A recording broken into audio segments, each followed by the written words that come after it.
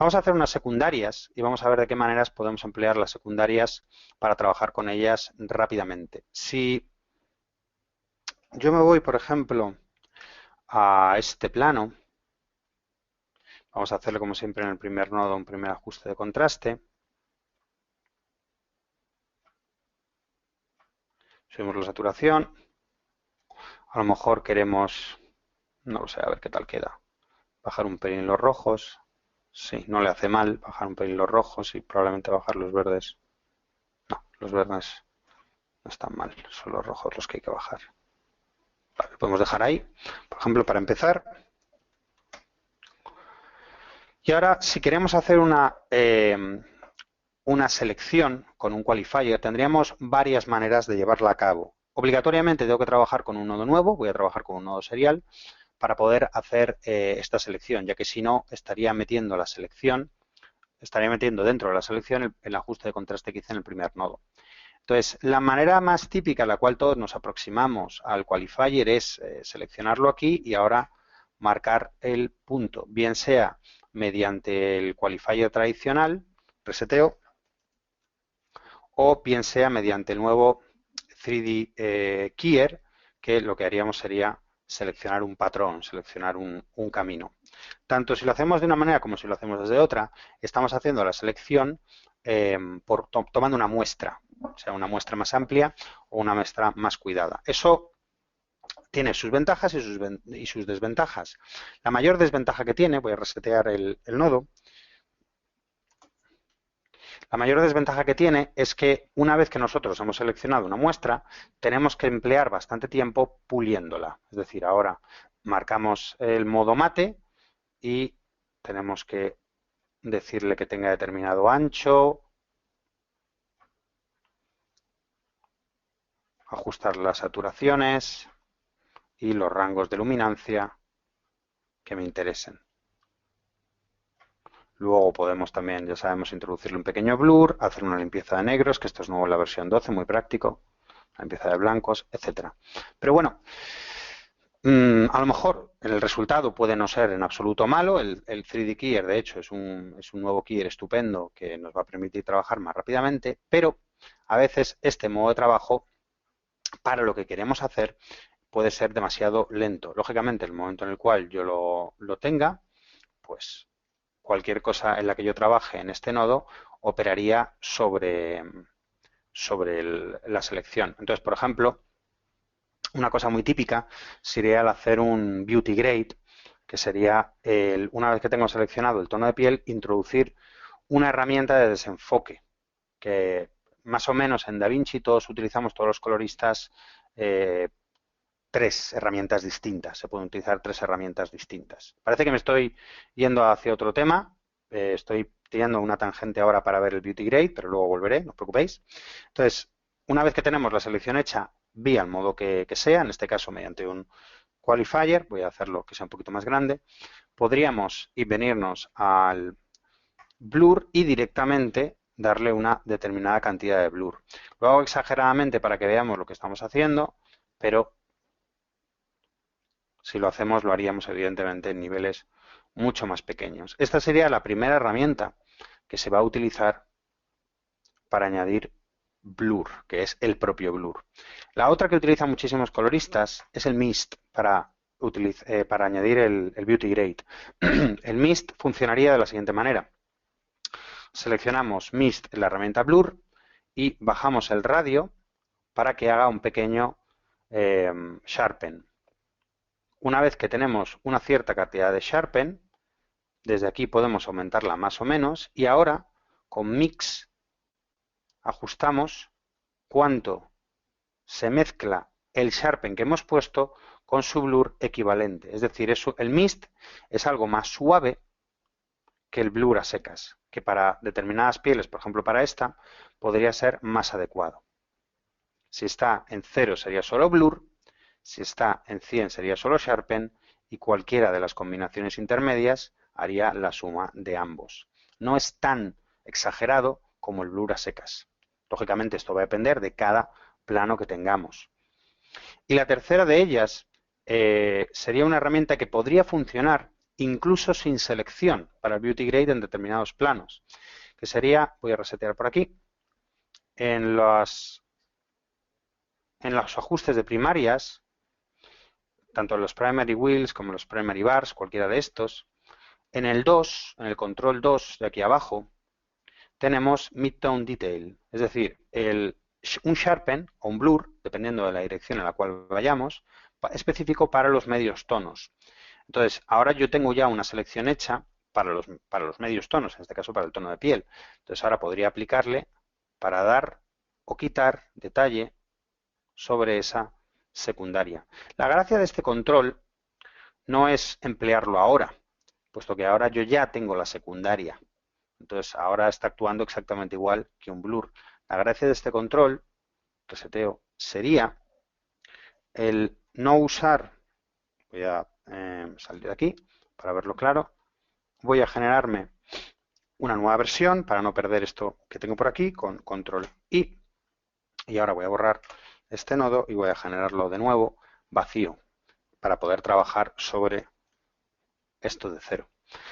Directamente sin haber hecho ninguna selección, yo podría venirme aquí al Midtone Detail y aplicarlo. Entonces veis que el resultado realmente es bastante parecido. Es cierto también que este es un primer plano y los medios tonos ocupan gran parte del cuadro, pero en muchos casos, sin necesidad de hacer una selección, yo puedo, sobre todo en este caso que es una actriz joven y que no tiene una piel particularmente a realizarle un beauty grade fuerte, podría aplicarlo y me valdría el resultado habiéndome ahorrado la secundaria que hemos visto.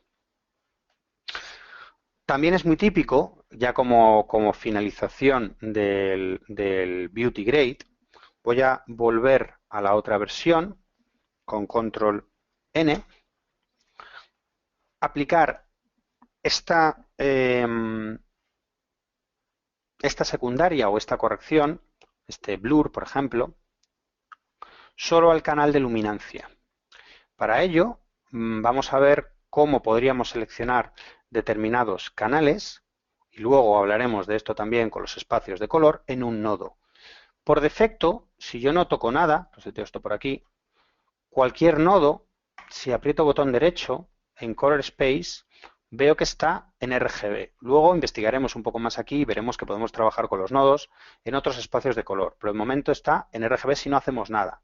Y por defecto, el nodo va a tener activo los tres canales, canal 1, el canal 2, el canal 3. Aquí no habla de RGB, puesto que es una triada independiente del espacio de color que tengamos seleccionado. Es decir, ahora como está seleccionado RGB, tenemos activo R, G y B.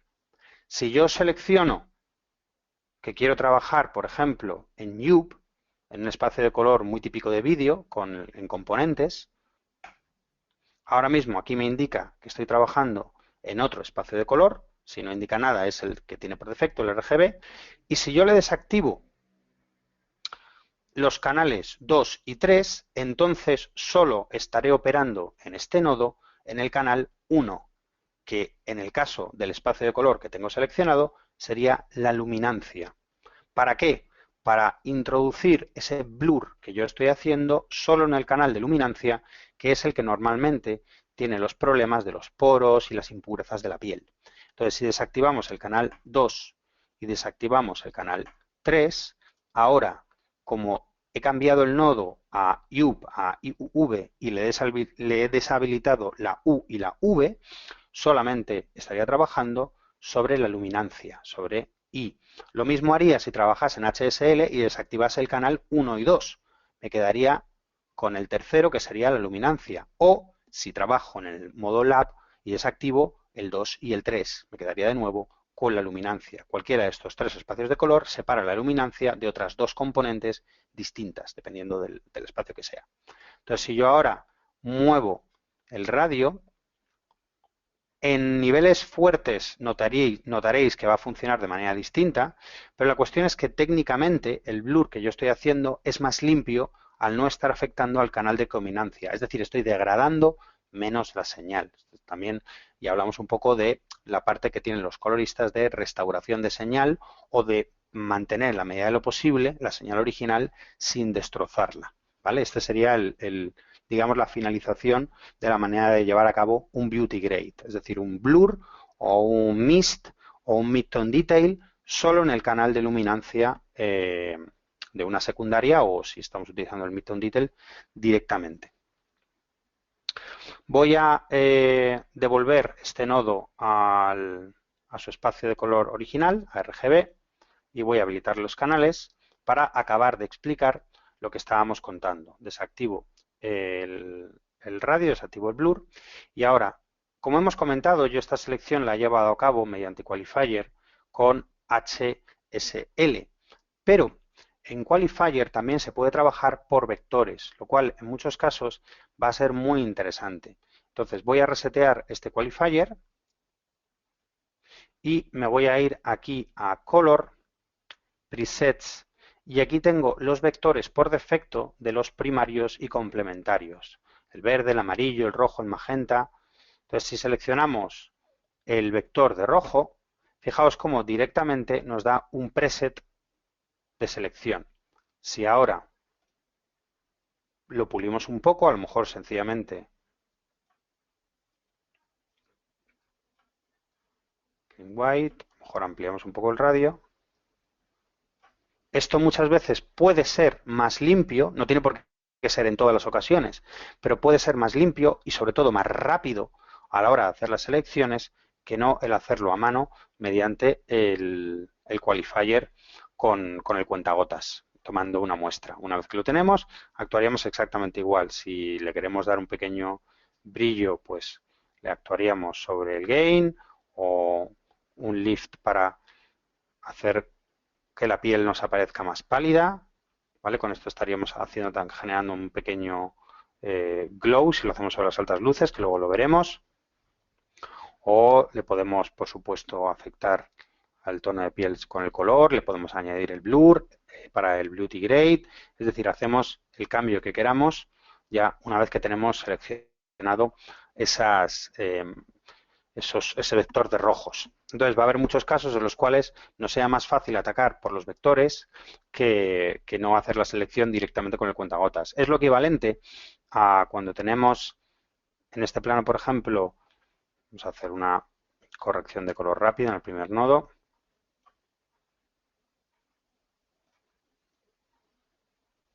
Entonces, si yo ahora añado otro nodo y empiezo a trabajar con las curvas de tono contra saturación, todo ese tipo de cosas, yo ahora tengo aquí unos vectores prefijados, de manera que podría directamente atacar a estos tonos para cambiar y hacer que sea un poco más otoñal este paisaje. Entonces no he tenido que ir al cuentagotas, sino que directamente he atacado